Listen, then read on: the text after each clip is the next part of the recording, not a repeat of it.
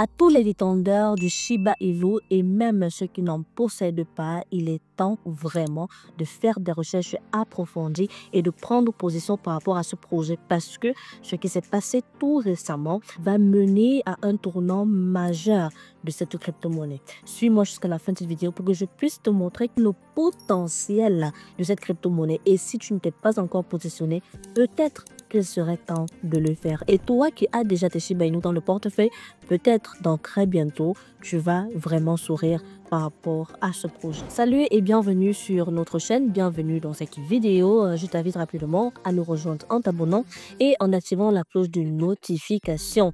Ici, nous parlons de crypto-monnaie. Nous apprenons à gagner de l'argent avec les crypto-monnaies. Nous apprenons à faire des analyses fondamentales et même techniques afin de pouvoir récolter des plus-values sur certains projets. Parce que oui, la crypto-monnaie donne beaucoup d'argent, mais il faut savoir qu'il y a beaucoup d'arnaques à l'intérieur. On essaye donc au maximum de limiter les pertes et de maximiser les gains. Ça t'intéresse donc, rejoins-nous rapidement en t'abonnant et en activant la cloche de notification. Vous connaissez déjà les informations de base de cette crypto-monnaie. Vous savez qu'en fait, cette crypto-monnaie a vu le jour en août 2020.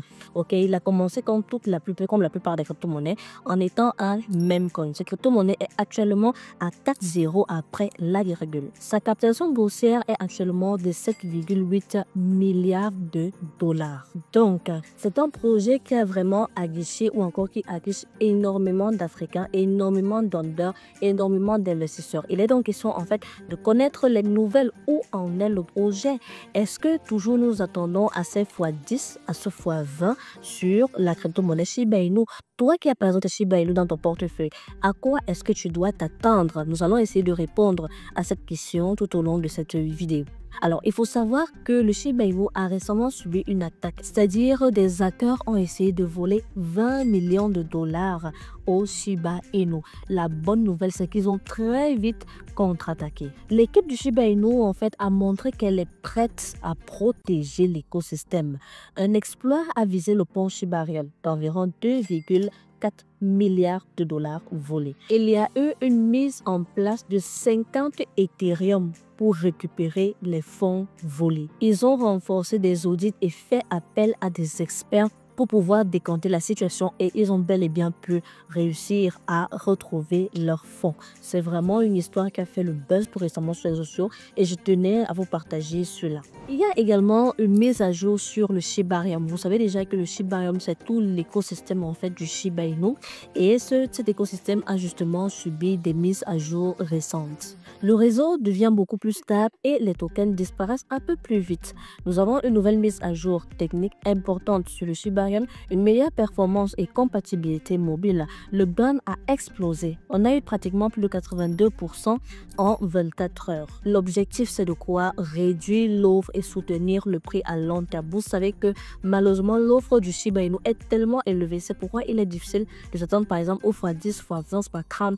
C'est un peu difficile, même pour des personnes qui ont investi en période de bear market, parce que l'offre est tellement élevée. Donc, ils essaient de mettre sur pied des mécanismes qui permettent de brûler les tokens progressivement. Mais attention, il y a des signaux très importants à surveiller. Déjà, le nombre de détenteurs est en baisse pour la première fois déjà depuis plus de 2 ans. Les holders du Shiba Inu sont en baisse. Pour dire en fait qu'il y a beaucoup d'investisseurs qui actuellement vendent déjà, certainement pour investir dans d'autres projets. Donc c'est un premier signal d'alerte et qui n'est pas très bon. Après le gel de tokens volés, il y a eu encore une centralisation. Et cette centralisation des fonds a été vraiment critiquée par les holders. Ce qui fait que beaucoup ont démissionné. Après ce vol, beaucoup ont essayé de vendre leurs crypto-monnaies. Vous savez que ce n'est pas bien lorsqu'il y a principalement trop de portefeuilles qui détiennent en fait les crypto-monnaies. C'est pas bon signe. Il est préférable que la distribution soit un peu de partout parce que si on centralise en fait les fonds, ça va faire un effet de dull très facilement. C'est un peu comme par exemple, disons que par exemple tu as 10 sur un projet et le projet c'est 10 millions de francs et une seule personne détient 5 millions. Vous voyez que si la personne décide du jour au lendemain de vendre, tout le projet peut tomber à l'eau parce qu'il détient énormément de parts. C'est en fait le même principe avec la centralisation des tokens, avec le vol qui s'est passé récemment sur l'écosystème Shiba Inu. Donc, je dirais en fait que l'équipe du Shiba Inu, au travers de ce qui s'est passé, de la cyberattaque qu'ils ont connue récemment, je dirais quand même qu'ils ont fait preuve de propre attitude. Ils ont montré que voilà, ils ont également des développeurs et ils ont également des personnes dans leur équipe qui peuvent gérer la situation. Et ils ont mis le paquet en jeu pour pouvoir récupérer leur fonds. Ça, c'est très bien. Ça montre vraiment qu'ils essayent de protéger leur projet et ça montre du sérieux. Ça, c'est vrai. Mais il faut savoir également qu'à cause de cela, il y a beaucoup de personnes qui ont désisté parce que, comme je l'ai dit, il y a eu une centralisation des fonds et il y a beaucoup de personnes qui sont parties. Et je vous le dis toujours et je serai de le dire, la force d'une crypto-monnaie, c'est sa communauté. Donc, si des gens commencent à être sceptiques et à partir, faut pas s'attendre forcément à ce que le prix soit waouh de chez waouh. Mais en tout cas, le projet, il est toujours là. Il est toujours là. S'il faut s'attendre peut-être à des fois 5, peut-être réaliste à des fois 10, je sais pas. Mais en tout cas, le projet, il est toujours là. Juste que actuellement, on va dire, le projet traverse une période assez difficile parce que c'est pour ça que son prix également a subi quelques petites fluctuations récemment. Mais sinon, le projet, il est toujours là. Très bien, j'aimerais avoir ton avis en commentaire également. J'aimerais savoir ce que tu penses par rapport à ce projet. S'il est toujours judicieux de continuer soit à holder ces pièces ou encore est-ce qu'il faut les vendre? Est-ce que parce que d'autres personnes sont en train de partir, certaines personnes sont en train de partir, est-ce qu'il est aussi judicieux pour nous de nous en aller, de vider nos portefeuilles ou encore nous continuons à patienter? Parce que probablement lorsque la phase d'augmentation des alcools va suivre bientôt, également ce qui est sur le Shiba Inu ne va pas être en reste, le Shiba Inu ne va pas rester en reste pour dire que probablement également nous aurons notre plus-value, mais est-ce que elle sera également comme nous l'avions prévu au cours du bear market, c'est-à-dire x 10, x 20?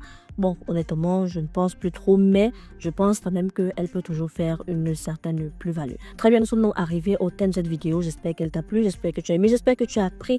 Et vraiment, même moi qui m'as dit en commentaire, j'aimerais vraiment connaître ce que tu penses de cela. Si la vidéo t'a donc plu, n'hésite pas à me lâcher un très gros pouce bleu, n'hésite pas à t'abonner et à activer la cloche de notification. On se dit à très très bientôt pour une nouvelle vidéo.